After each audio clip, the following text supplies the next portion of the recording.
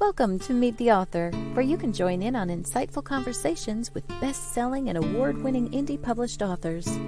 Your hosts today are Rob and Joan, who themselves are indie published authors, book publicists, and paranormal investigators with Tampa Bay Spirits, based in Tampa Bay, Florida. Thanks for dropping by. And now, on with the show.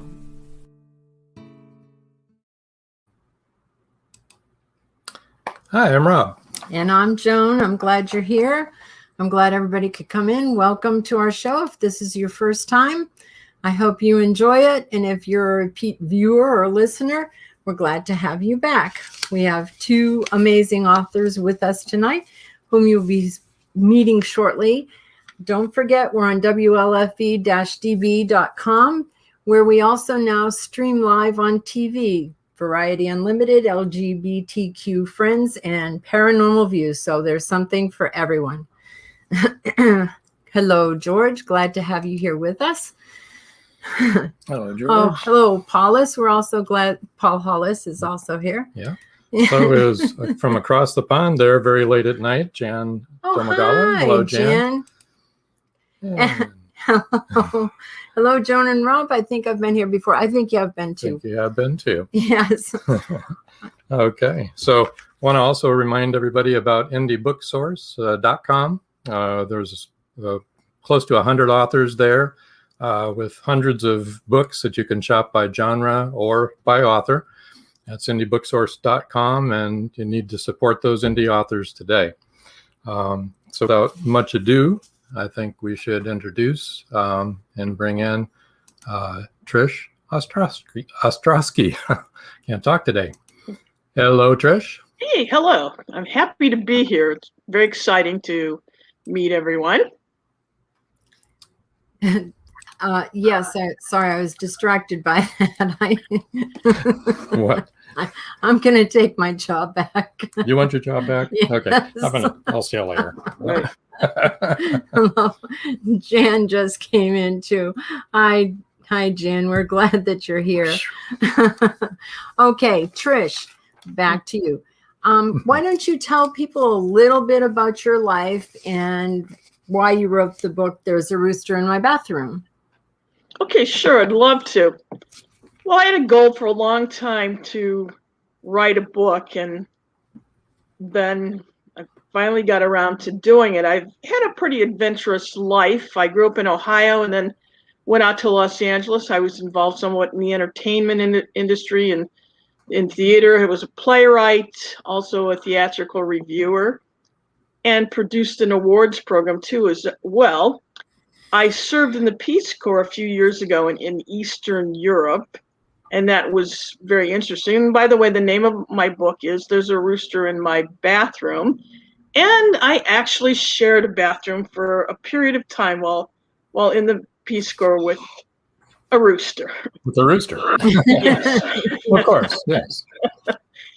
There's nothing unusual about that. My book, it was a memoir, but it has a lot of life lessons. At the top of the show, Joan mentioned there's something for everyone in this show, and I think that it's the same is true of my book. There's a wide range of chapters and life lessons, walking the Los Angeles Marathon, being in the Peace Corps.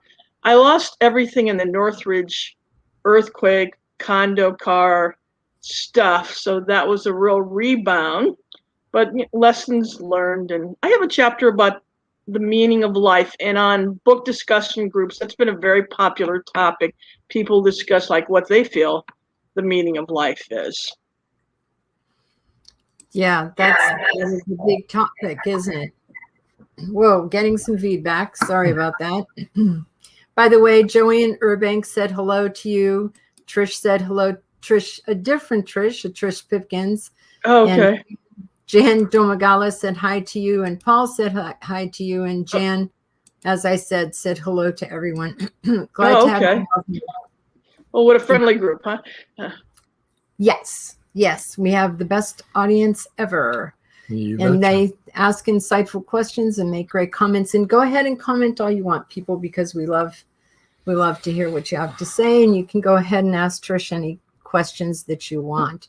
And so you had said that, okay, here's your book. We'll bring that up. Now, this is really a memoir of your life, right?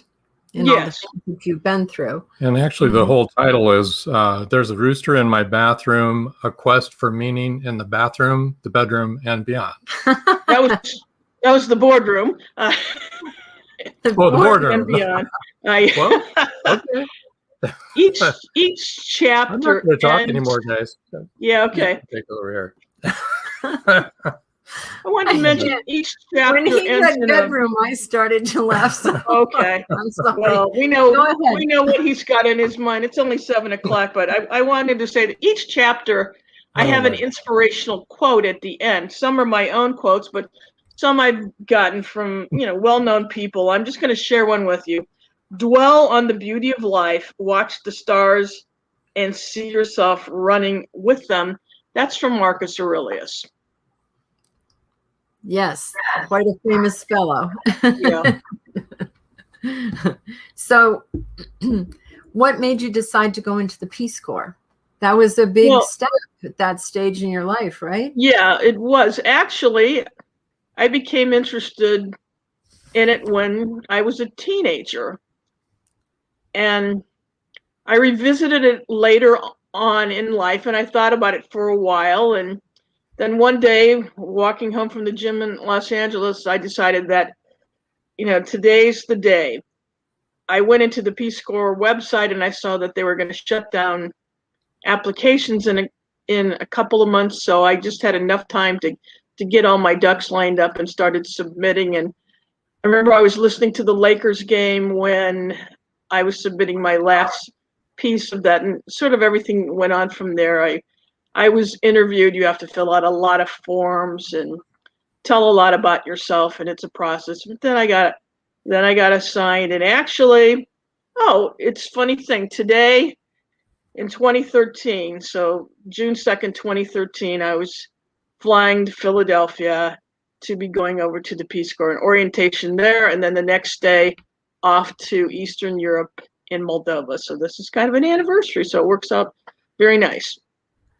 Yeah, George says, in my opinion, all Peace Corps members are unsung heroes who deserve far more credit as peace warriors than they receive. And I agree with that. And I thank you for those kind words. Yes. And that's true. What did you do there? I worked in community and organizational development. Actually, I was in the city Durlesh, Moldova, which was right outside of the capital city, Chisinau. I'm not sneezing, that's the name of the city, but I was the first Peace Corps volunteer to ever serve there. So it was kind of pioneering. I was assigned to a new NGO, and one of their goals was English, the earlier the better. So we ran some English programs at a college. I visited a lot of schools. We also got a lot of programs going in the neighborhood, and I worked with a secondary organization that helped disabled children. Now, when I was in the 5th grade, I went to a Catholic school, and in the social studies class, there was a caricature, like a cartoon of the teacher at a board, and this was the Soviet Union, and there was a kid just like crying next to him. This is all a drawn picture, and it said in large letters, "There is no God." And so I was always curious, like, what would life be like in the Soviet Union? How would kids feel? And lo and behold, I ended up going to a former Soviet Union country. And one of the things I'm most proud of is that there's an organization, International Cities of Peace, that's based out of Dayton, Ohio. So one of my projects was to make my host city, Durlesh, to be an international city of peace. And I was very proud of that because of all the group effort that went into it. We put in a peace pole in a park, and it was the first city in the former Soviet Union to obtain that designation. So that made that little 10-year-old kid back in the 5th grade in Ohio, very proud. You just never know what life is going to take you to. it sort of came around full circle to that. So I'm very happy about that. And it did a lot for the community too. That's amazing. Yeah, I'm getting a lot of feedback. Oops, sorry. Yeah. Okay. Are you hearing it in the audience? I don't know whether they're getting the feedback. Maybe if I sit forward like this. Yeah, it doesn't seem to matter. It's when I'm in front of the microphone. I think that's when we get feedback off of your computer. Hello, Ted. Trish hears the feedback. Trish hears the feedback. Trish Pipkins does. Hello, Ted. Ted is our station manager. Glad you could make it today, Ted. Glad to have, a little feedback, but it's all good. I think when I lean for in Jan, okay, people are hearing. Thanks for letting me know. Is it better now, though? Sounds better to me. I'm not hearing it now. Yep, everybody was hearing feedback. All right. Thanks for the feedback and the feedback. I just have to sit like that. That's the only thing. All right. Another thing that I wanted to talk. I mean, come on. The Peace Corps is the most amazing thing, I think. And thanks, Paul. And Jan says it's better too. Good. This is very comfortable, so none of you should worry. I don't think they're worried. I don't think they are either. The Peace Corps is amazing. I mean, it was an amazing thing for you to do. And Ted says they're earbuds, but the problem is on her end, Ted. It's on Trish's end, not on our end. Anyhow, as I was saying, the Peace Corps, I think, was the most amazing thing that you did. The most perhaps impactful thing on your life would have been the Northridge earthquake, which kind of makes one stop to think. You've lost everything, right? Yeah. Your car, you said, was as flat as a pancake. Yes, it really was.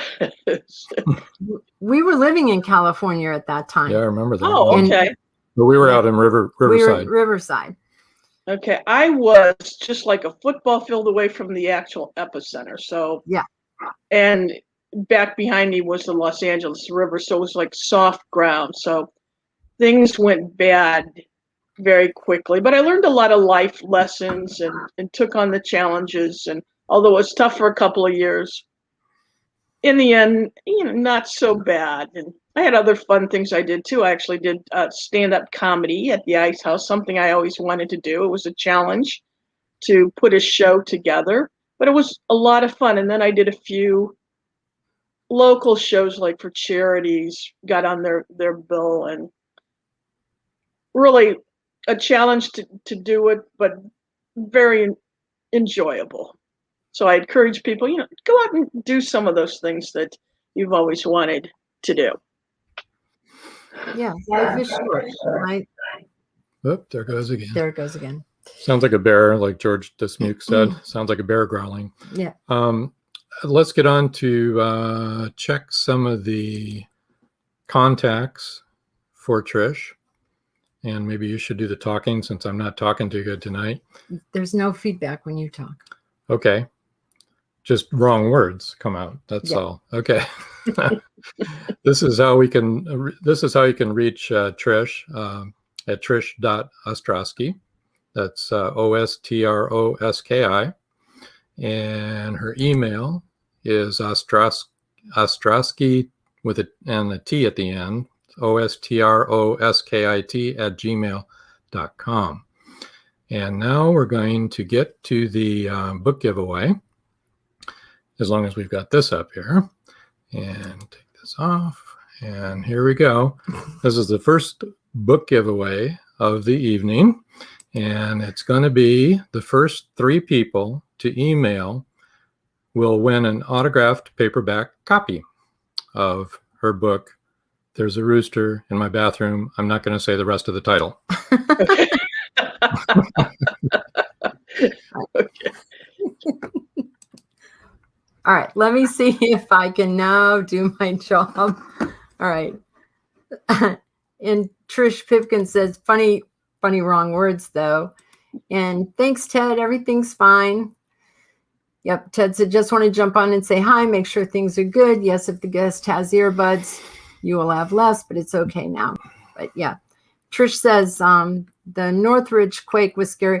That was really scary. And actually, it was not too long after that, we moved to Florida. Oh, okay. All right. And it was, really early in the morning, like 4 o'clock in the morning. So a real wake up call. It was so dark outside. All the lights went out, so you couldn't really see anything. Yeah, it rocked our house too, but nothing as bad as what you guys got. That's for sure. Yeah, no, we had no damage or anything like that, but it was bad. And we knew a lot of people that were, stuck in their bedroom under, parts of their house for quite a long time before they were dug out and different things like that all of you that were actually in Northridge went through. That was a bad one. And then we had a lot of aftershocks. Oh, yes. Hundreds. Yes. Yeah. Those were scary. Days. That went on for days. And our pool, our pool, I don't think stopped sloshing back and forth for days. It was a crazy one. The other thing I wanted to talk about, though, and this is really cool, I think, put the book cover is, let's show everybody the book cover. That's the book that you'll get. The first 3 people to email win an autographed paperback copy of There's a Rooster in My Bathroom, which starts with, it has a lot of memoirs and funny things and serious things and really good life reflections on life. Yes. But Trish, you were a stand-up comedian. Yeah, I did that for a while. It was one of my goals to do that. And I took a class, and as part of the sort of graduation ceremony, you got to be in a show at the Ice House in Pasadena. And when I was approaching the Ice House, walking up to it the night I was going to be appearing, it listed people that had been there before, like Robin Williams and Billy Crystal. And then I thought, and now tonight, it's me. I don't think I got my name on the outside, though, but it was kind of inspirational to see those names as you're approaching. And I got a number of friends to come to the show that night, and we had a lot of fun, and there were several other performers as well. So that was a cool experience. Yeah. And I was involved in some other stuff theatrically. I put one of my plays in. It's about a nurse who lost her life in Vietnam. This was staged as a festival. So I discussed that in the book, but then I thought, it's best that I put it in the book so people could read it. And a lot of people have enjoyed that. That's not a usual thing you get in a book. So like I said, it's kind of that there's something for everyone. The chapters are generally short. It's the kind of thing that you could read it for 10 minutes at night, put on the book stand, and before you go to bed, and just read a chapter, and you'll get through it in no time. It's it's conversational. I put in some fun. I mean, kind of judging from the title, there's some fun aspects to my life experiences as well. Yeah, as I told you, we lived in Mexico. The feedback's really bad. It is. Okay. Nope. Huh. Do you have any earbuds? I actually, I just got some. I don't know how to use them, though. I'm sorry. Oh, okay, that's right. That's all right. We'll get through. It's complicated. Okay. I'm not hearing anything but feedback. Yeah, I know. It's just the rest of us are hearing it. It comes off of your computer because the sound. Never mind. Yeah, but it's we're the ones hearing the feedback. Okay. Now, you also, besides being a playwright, didn't you do some directing of plays? Yes, I had a wonderful chance at a festival to actually direct one of my plays there. So that was another nice experience to be involved with the performers and get your interpretation up. And that happened to be an all women artists festival, so especially nice to be in that. Yeah. And who was with you at the Ice House? Well, the other performers, I don't really remember. I mean, there's some people that were in my class. I do remember that there was one performer that he was 80 years old and people really loved him. Wow. That I don't think I'd want to try stand-up comedy at this stage of my life, to tell you the truth. So that was brave of him. Also, I don't know if I'd go to the Peace Corps at this stage of my life either. So that was brave of you. And you accomplished a lot. And I feel that going as a more mature person, things just worked out better, that I had more to offer. I had more life experience and ideas, and I was treated with great respect. The students were really wonderful, and the people appreciate that you've come all that way and are helping their community. And as I said, I was first Peace Corps volunteer in the city I was in, so they were especially happy to have a volunteer there. That's good. Now, what else have you done besides writing There's a Rooster in My Bathroom? Didn't you co-author some other books?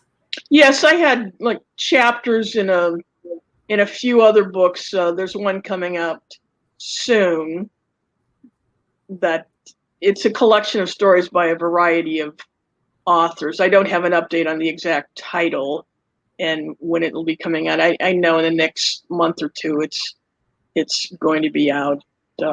I'm also a hypnotherapist too. I worked in advertising in Los Angeles, and then, well, I tell a story about losing my job, but you get the freedom to go on and pursue other things in life. And it's at that time that I took hypnotherapy training, and I work with people and hypnotizing them. But it's wonderful to help people overcome their issues and get to a new level in life. And it's been very rewarding. And I'm doing that here now too. I have a small office nearby. Trish has a comment. She says, I love what you said about going out and doing things. I need to just get out there and do it, even if I don't feel confident.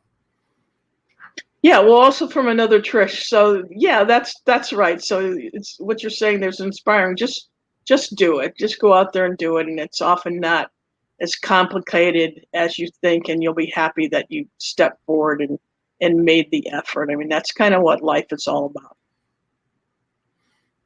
Sue Pearson, agree, Trish.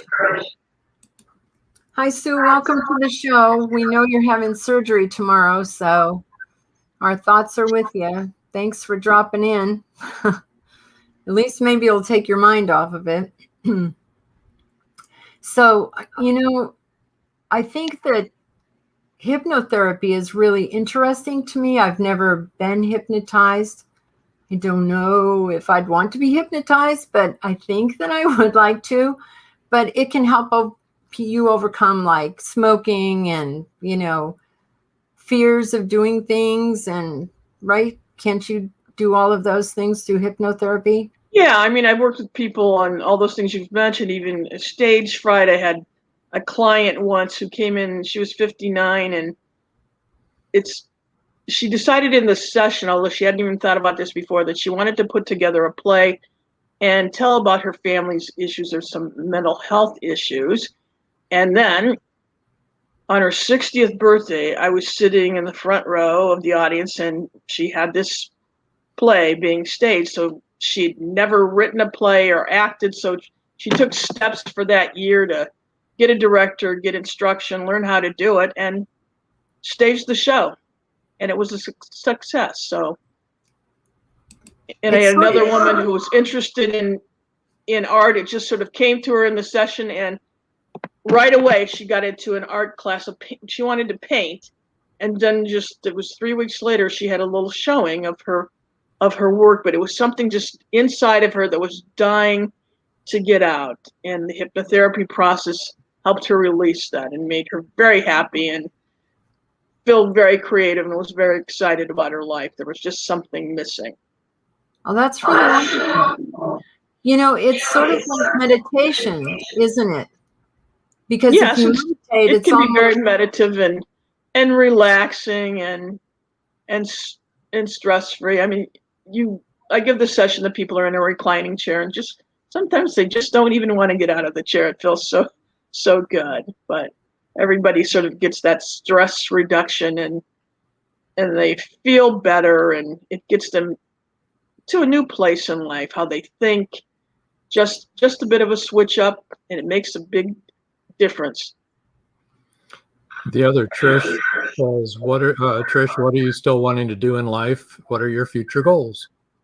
Well, very good. Just recently, I started to pitch a movie that's based on a true story about a basketball team. I feel like it's up there with Hoosiers in its content and inspiration, but I'm on ground one. I mean, I'm on a baby step on that right now.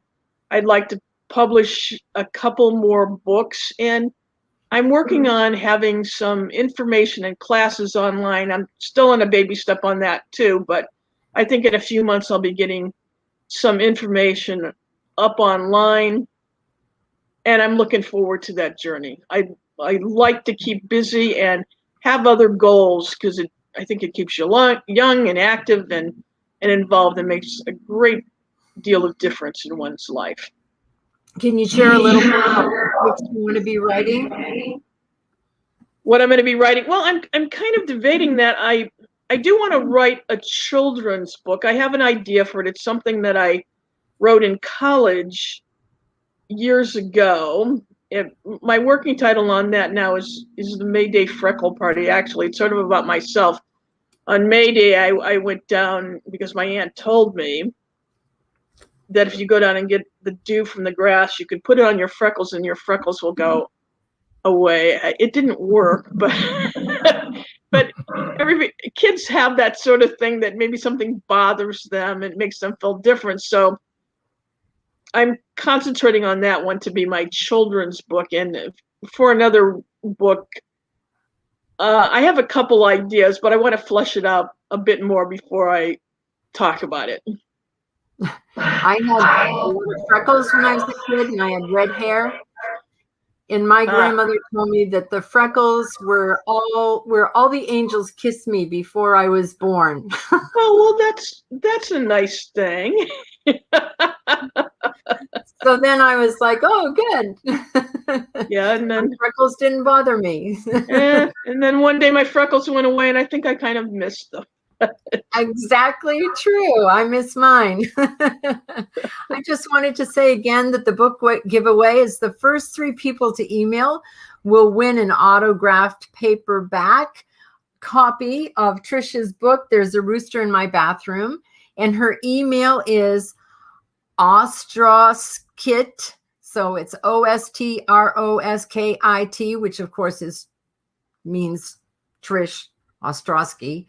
And it's at gmail.com. So say that again. I'll say that again. OSTROSKIT at gmail.com. And you can find Trish on trish.ostrosky. If you just look for her on facebook.com, you can find her there. Okay. And indiebooksource.com. Yes, Indie Book Source, like all of the authors that actually said hello tonight. They're all on indiebooksource.com. And remember, if you read a book and you like a book, would you please give the author a good review? It helps all of us a lot. We have one more comment here. George says, George already emailed her. Hope I was one of the first 3. Good luck. Yay, George. Trish said, I did want to mention, for anybody else, I mean, I realize that some people might be out of the country, that my book was the online book of the month in April, and I reduced the price on the ebook, and it's still reduced. So if it doesn't work out for you, paperback, and maybe you're out of the country, that could probably help you out. But thank you so much. Yes, we do have a lot of people that listen out of the country, actually, and that watch. So we're at our time where we have to take a break, and we need to do some commercials. It'll take 3 to 5 minutes. And when we come back, we'll have Lillian BRUMMET on. And so sit tight, everybody. Don't go away. There'll be another book giveaway in the next half hour. Thank you.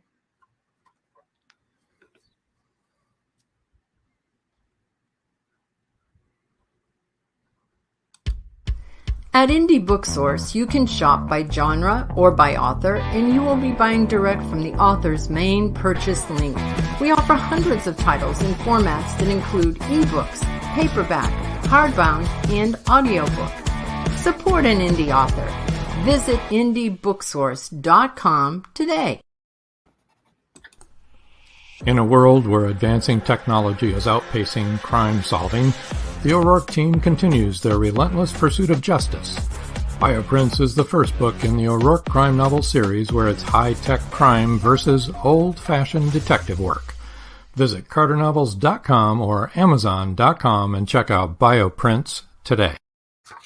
Oh, yeah. Life just got sweeter now that WLFE-DB has merchandise. Show your support by purchasing your t-shirts for WLFE, Paratalk Radio, Inside the Drag Closet, and more. But it doesn't stop there. T-shirts, coffee mugs, tanks, buttons, cloth bags, and more. Go to WLFE-DB.com. On the top bar, click on the merchandise tab and bam, there you go. You got merch. Support the shows. WLFE-DB.com. WLFE Digital Broadcast Network presents Variety Unlimited Television. Watch shows like Meet the Author Podcast, The Bipolar DM, Just Cindy, Card Pulls and Coffee, Unfiltered Talk with Bryce, and more. That's right, our shows are your shows on WLFE Digital Broadcast Network. And now, back to the show.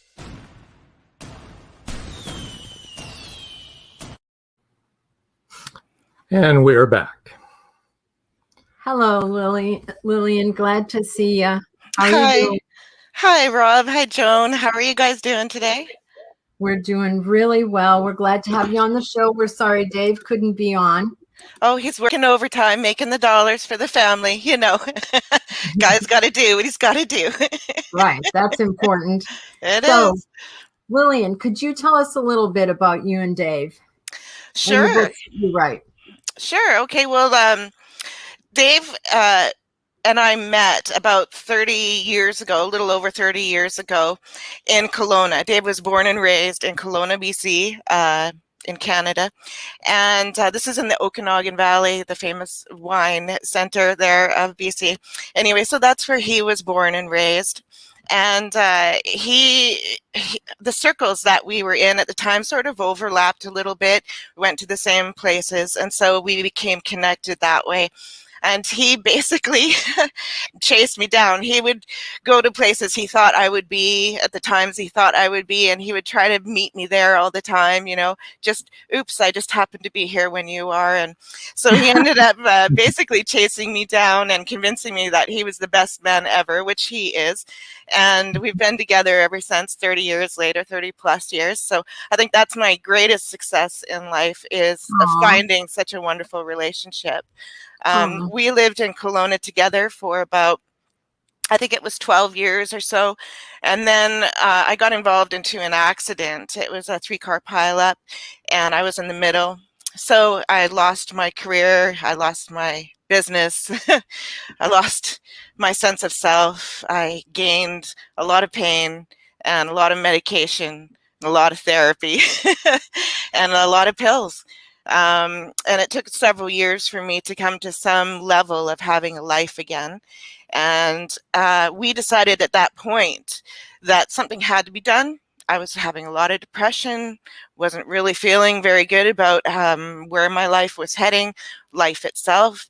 I felt really frustrated because I had worked really hard to get myself to the point where I could, you know, I was educated, I was financially stable, I had, you know, and I had done it all on my own, and I had, you know, got my own business, all of that. And so it was a real blow for me to lose that part of myself. And so it left me very floundering, and I was very disappointed that these things could be just wiped from the slate and leave you with nothing afterwards, after all that effort. And I thought, what was the meaning behind of that? Why did I put all that effort into it, you know? And so it gave me a different thinking, a different way of looking at my efforts in life. And I decided that if when I go forward, I wanted to do something that was going to give my life meaning. It was going to give me some purpose, and where I would have the opportunity, at the very least, to try and make a difference out there in the world, a positive difference, you know, by empowering other people.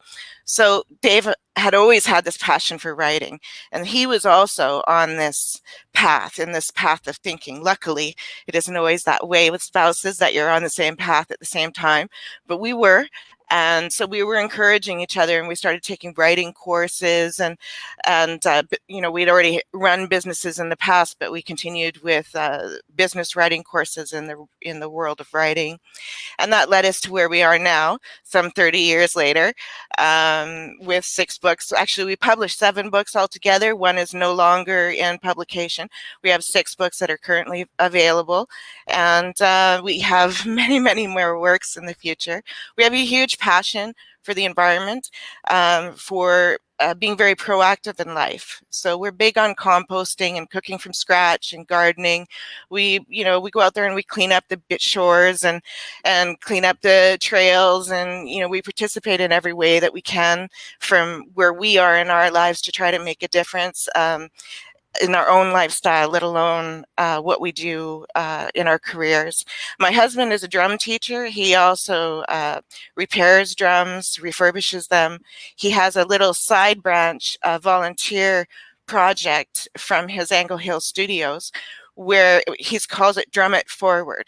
And so every so many years, when he has gathered up enough materials, such as a washer or a wing nut or a cymbal or a part, so he gets all these parts together, and when he has enough of those type of parts and materials, he'll go to a number of schools or nonprofit organizations and music places that encourage music and the arts, and he'll go there and he'll help them refurbish their equipment, get it running, take it out of the cupboards and closets, get it repaired, get it so the students can start playing them, that kind of thing. And so that's a real passion of his. And we just really love living here in Creston, BC, which is the third residence that we lived in. We lived in Kelowna, then Grand Forks, and now in Creston, BC. And we just absolutely love it here. This is where we're here to stay. You've really overcome a lot. I mean, that's for sure. Kudos to you. Thank you. You're a very strong woman, and to be able to turn it around and make something positive out of it, that's very impressive. Just on the side, we're hearing some thunder approaching, so hopefully we won't lose any power here. But if we do, then we'll kind of drop back 20 and punt. I don't know what we'll do, but we'll see, right? We're so far so good. So far so good. Yep. But I put up some of your covers here from One Small Garden. That's one book. Yeah. Is that the latest book? Yes, that is the latest book. That book started 18 years ago or something like that. It was initially just a gathering of our favorite recipes, and it slowly evolved to what it is now. It was about 5 years ago when I realized that this book really needed to be put out as a book for the public to have. It's been in the revision and the working process for a very long time, refining everything. I really wanted to make that book something special, not just a cookbook.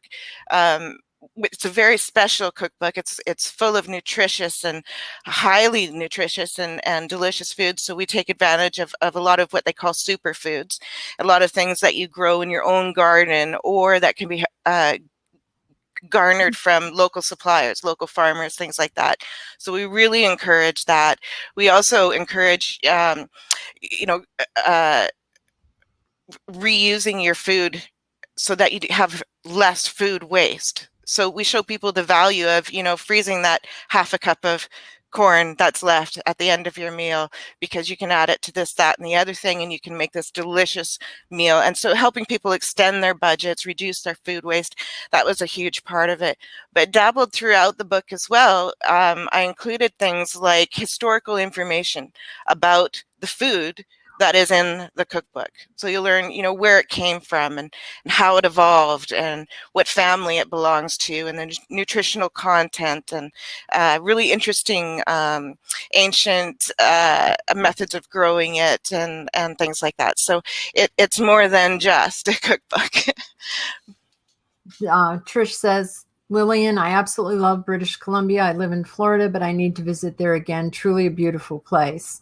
It absolutely is. Yes, we have lots of pictures on our website, on our blog. If people want to go browsing through there, all the pictures that are on the blog are the ones that I've taken myself here locally. So I hope they enjoy those views. They're absolutely stunning. Well, I know that the two of the books that are on your giveaway are Rhythm and Rhyme, and the other one is Towards Understanding. Would you like to tell us a little bit about each of those shows and those books? And then meanwhile, I'll put up the tickers. Okay. Well, the cover from Towards Understanding was actually my mom's favorite picture of me. She said it was so me, being introspective, hanging out by the lake. I was very much a solitary, deep thinker for most of my life, and she just said that was just so me. And my husband liked the idea of putting my name in the sand because, leaving your mark, your footprints, what you leave behind. And that was the reason why I wanted to write that book. It was really scary to write that book, I have to say, because the poetry in it is raw, it's real, it's filled with emotional pieces. It'll take you on the journey of my journey, of a young woman's journey from being on her own at the age of 14, just before I was 14, and evolving into my 20s when I had achieved, as we spoke before, I had gotten my education, I had built up my own business, and then I got into the car accident. So it takes you through that phase of my evolving through the damage that that was a part of me from my past, from the childhood that I had. So when my mom got married 5 times in her lifetime. Her 5th marriage was her happiest. So thankfully she had that. But we moved 13 times before I was 8 years old. So, these kinds of upbringings, right? My mom wasn't terribly nurturing, and she made a lot of poor choices with her boyfriends and husbands. And unfortunately, a few of them were abusive to her kids, including myself. So both my brothers were on their own when they were 16. I was on my own when I was 14.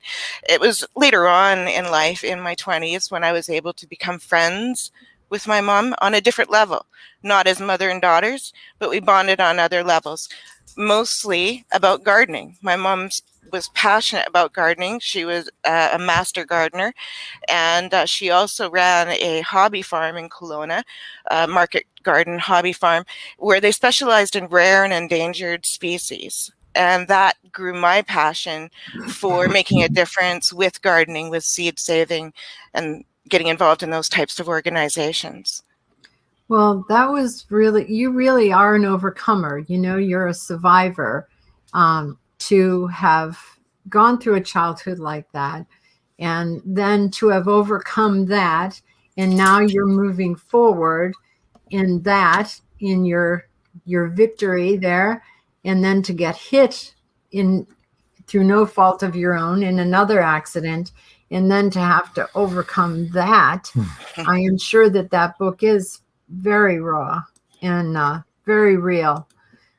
Jen said, "You're a strong woman, Lillian. Thank you for sharing those personal bits that formed who you are." Absolutely. I agree, Jen, 100%. And Trish Pipkin says, "Lillian is a victor. I love it." And that's the truth. Oh, you're all so sweet. Thank you. Well, I think they're just telling the truth. So the first 2 people to email will win an ebook copy of either Rhythm and Rhyme, which we'll talk about that in a minute, or Towards Understanding. Towards Understanding is the cover that you saw where she's standing in front of the lake. And to win that, you just have to email at idbrummet@gmail.com. That's Is that LD? No, That's LD. an L. Yeah. Thank you, Lillian. Of course. LD Brummet, Yeah. LDBRUMMET@gmail.com. All right. So now if you could tell us a little bit about Rhythm and Rhyme, the other book. Okay, so Rhythm and Rhyme is it's equally raw, but it comes from a different level, so a more mature level. So it talks about it covers topics ranging from celebrating love and the solace and the healing power of nature itself. But it also covers deeper topics such as life obstacles, difficulty in relationships, the heavy weight of grief, and the power of music. It's a collaboration of both Dave and my poetry, and it's sort of split in half, mine and his. That's how we decided to split it instead of topic or what have you. Our styles of writing poetry are very, very different, and yet we're both very playful with words. We like to paint with words. From Dave's end, his talent for writing comes in this genre comes from writing lyrics for music, for songs, for bands that he's been a part of, right? He's a drummer.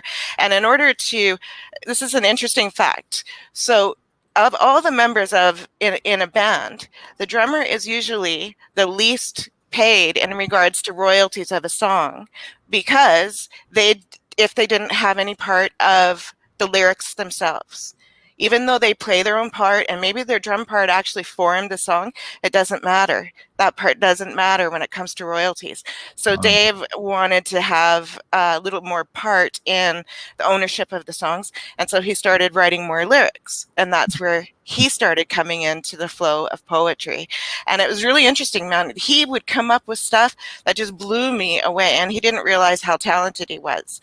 And so when we collaborated on this project, he was a little bit resistant because he was coming from the mindset of, I'm just not good enough, geez, people aren't going to like this. And in fact, his poetry are people's favorite. They often mention that, this poem is my favorite. It's often his from that book.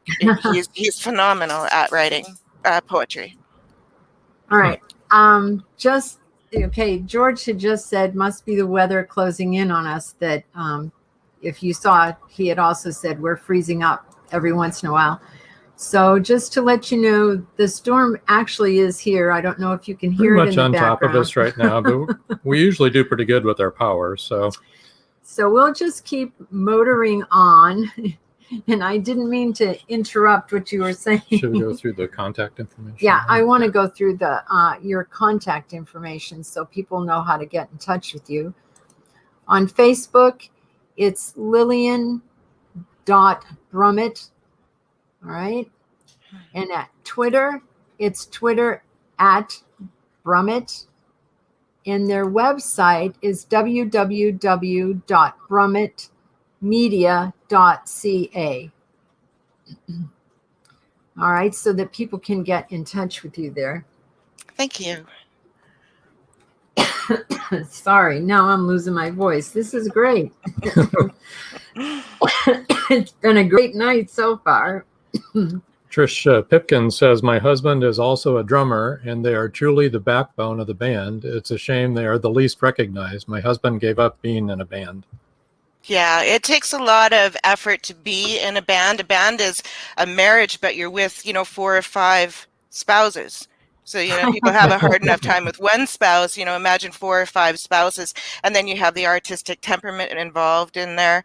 And then, the scenes that they're involved in. It depends on, the type of band they are, but they could be, in some pretty difficult situations. Maybe their audience, or there's a lot of drinking, or you never know what they're issues are that they're facing in the different scenes that they're involved in with the band. But there's always something that the band has to deal with, and it can be trying, really trying, and it's very difficult for people to have those types of relationships for a very long time together, as a unit, without having going off on their own here and there and then coming back. That happens often just so they can become more of themselves and then come back refreshed.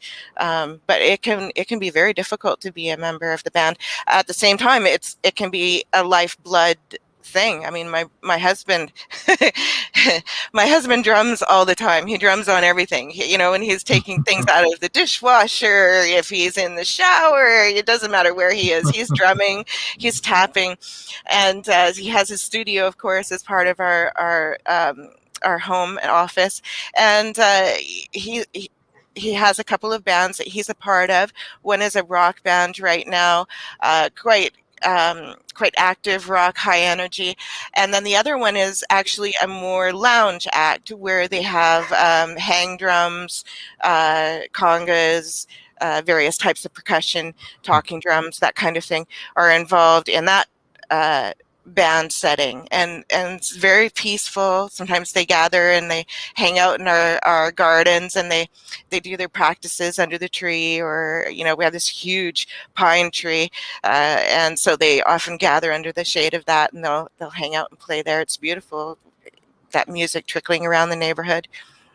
Yeah, I love drum That's awesome. circles. Yeah. I think they can be very healing, and harmonics can be very healing. So that's a good thing, especially drumming. Absolutely. Yeah, we see the change in people all the time when they come to our workshops, family workshops in particular. You can see the dynamics change between the family members, how they bond, the laughter that they end up having. We've had mothers come with their children that are in the rebellious stage, and then they're kind of not wanting to do it, and they're sort of and then they get into it, and then by the end everybody's laughing and giggling, and they can't wait to come back for the next one. And you can really see the change in the dynamics of the group itself, as well as the individual who ends up gaining confidence. They end up become physically better. We have a few people who have who bring dementia people by to help them with their dementia issues. We've had a few mentally challenged people come with their caretaker. I'm not sure what their actual title is. Their caretaker would come as well with them to make sure that everything went okay, and to have see them just get so much pride and joy. This one lady, she was so cute. She was very shy about drumming, and this mentally challenged lady, and she left the studio. She kept on saying, "I could do it. I'm good at this. And she was all proud of herself, and it just gave us such a thrill to see that change. Drumming is a healing tool, absolutely. Yeah, I know that all kinds of music can be very helpful to some children and adults that are on the autism spectrum also. Mm-hmm. It's very important. Some of them respond really well. It's great for stress too, because it puts you in this meditative stage where you're in the now. And you're listening. You can't be thinking about things because you're listening to the dynamics of the group. When are you going to come in? When are they going to come in? And what part you're playing? And are you playing it on time? Those kinds of things are going on in your head. So your head is just firing off. All these synapses are just going like crazy in your brain. And that's really healthy for your brain. But it's also very healthy for you as the individual. You come back into, it's like womb. You're coming back into this real life, the music stops and real life comes back in, and you feel different. You really do feel different. Trish says, I've seen music even used to help animals. Mm-hmm. And I think that that's true. Also, I did want to put up one other book and talk about that very quickly. It's Purple Snowflake Marketing, How to Make Your Book Stand Out in a Crowd. Yes. Because as we said, we all want to be the purple snowflake, not the white one. Yeah, that title, I just absolutely love it because of the visual factor of, you're in this midst of this heavy snowfall, and it's really heavy nowadays, a really heavy snowfall of authors. And now you have to stand out. How are you going to stand out? So that's what that book walks you through. It's based on a 2.5 decade experience in this career, but also the experience of running businesses are in there as well. So we talk about it from the business aspect. When you have published a book, you are a business, whether you feel like you are or not. There's lots of benefits that come with that, though. There's all kinds of tax deductions and all kinds of wonderful things that you can utilize if you know where to look and how to find that information. So we show them how to utilize that, how to find that information. We walk them through the process of developing a business plan, developing a marketing plan, an action plan, a succession plan. It sounds really complicated, but it isn't. It doesn't have to be this big binder of paperwork that people might be imagining right now that they're going to be working on. Your business plan might be 1 page or 3 paragraphs or something like that. It's really designed to make each book that you release, you would have a marketing plan for the life of that book, which can be longer than the contract that you have with the publisher.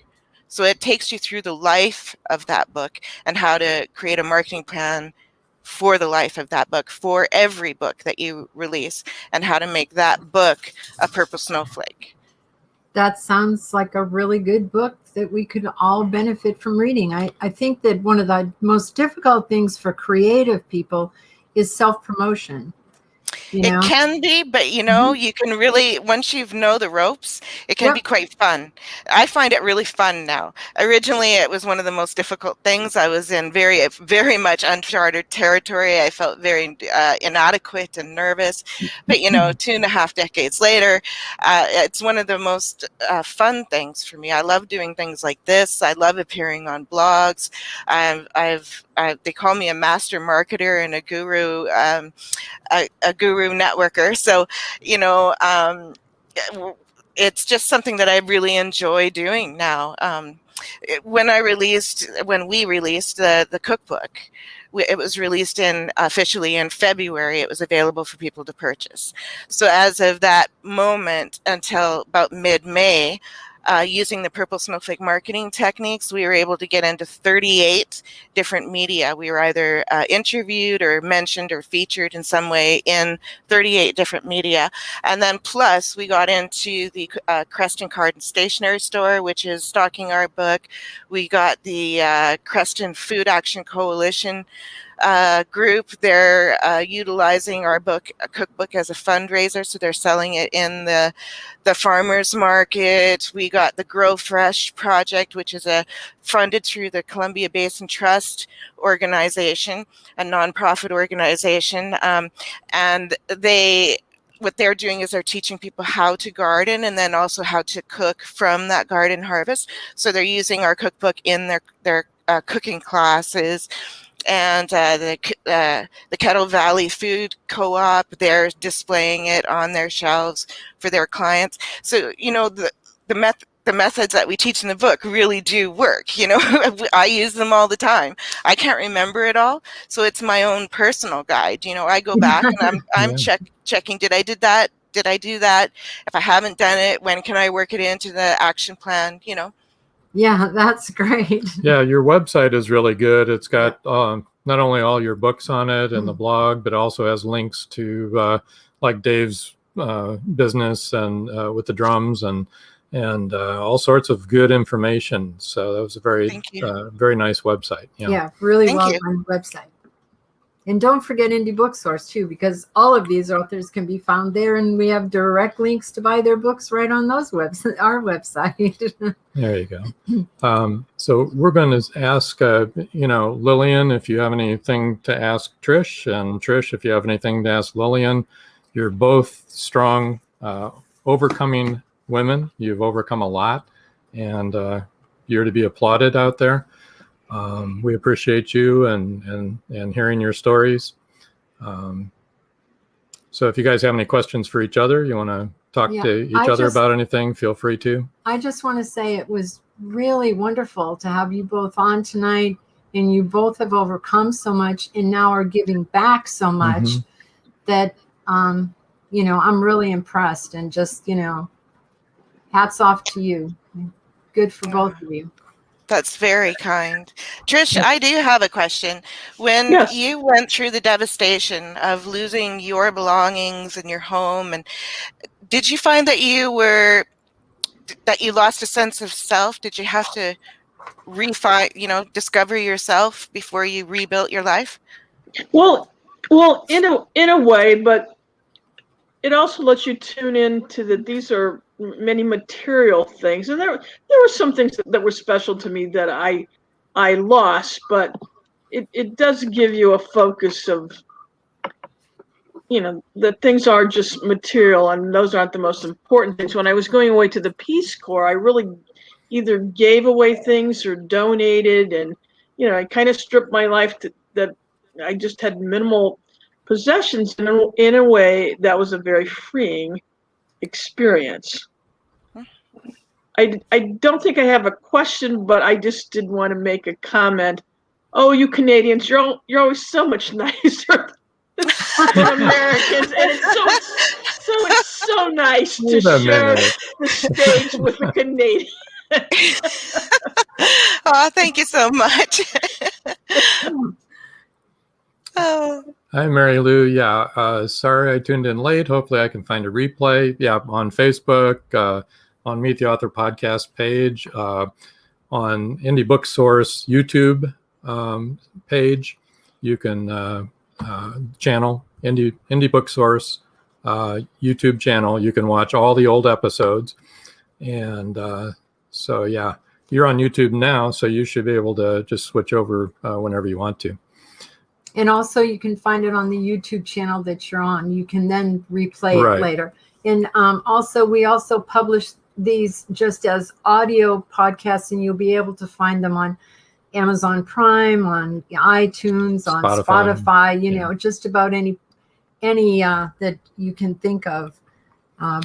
Trish, you want to read what Trish said? Trish says, both authors tonight are really inspirational. This has been so encouraging. Thank you both. Amen. And Paul Hollis says, excellent interviews. Thanks so much to Trish and Lillian. Thanks, John and Rob, as always. Thank you, Paul. And appreciate your... Paul Hollis is the author of the Hollow Man series, and he's led a very fascinating life and has been all over the world also. He's in episode 2. He's in episode 2 if you want to hear his podcast story, because he was an undercover agent and he helped bring terrorists down. And that's the truth. He was there for the troubles in England and Ireland, and he was also there for many other the Spanish terrorist problems. So, like I said before, if you read any of these books and you like these books, please leave a review and tell what you like about them. I know that I'm encouraged. Jen says, thank you, Trish and Lillian. Loved hearing your stories. Me too. I loved hearing their stories too. And thank you, Rob and Joan, once again, an excellent podcast. Thank you. Thank you, considering all of the sound problems. And I didn't make any mistakes, so I'm clear here. And then I got the giggles because he said bedroom instead of boardroom. That just struck me so very funny. Well, you might want to change the title. I don't know. Maybe. You might sell more books. Trish Pipkin says Paul is very cool, and he is very cool. You got to listen to that podcast. And Jan says, great show tonight, as always. Thanks to both authors and to Rob and Joan. And you know what? Listen, Jan he lives in England, and he's it's like, I'm sure Joy's 1 a.m. Yes, and Joy, his partner. It's like 1 a.m. Then thank you guys for staying up to listen to us live. I can't even. That's so awesome. That is so awesome. And speaking of shows, next week we're off. We are going camping, so don't try to watch us live because you won't see us on the 9th. You can catch up on all the podcasts you hadn't watched. Watch any of the old ones you want and enjoy and laugh and have a good time. The 16th, episode 14, on the 16th of June, author and publisher Kirsten Hall is going to be on.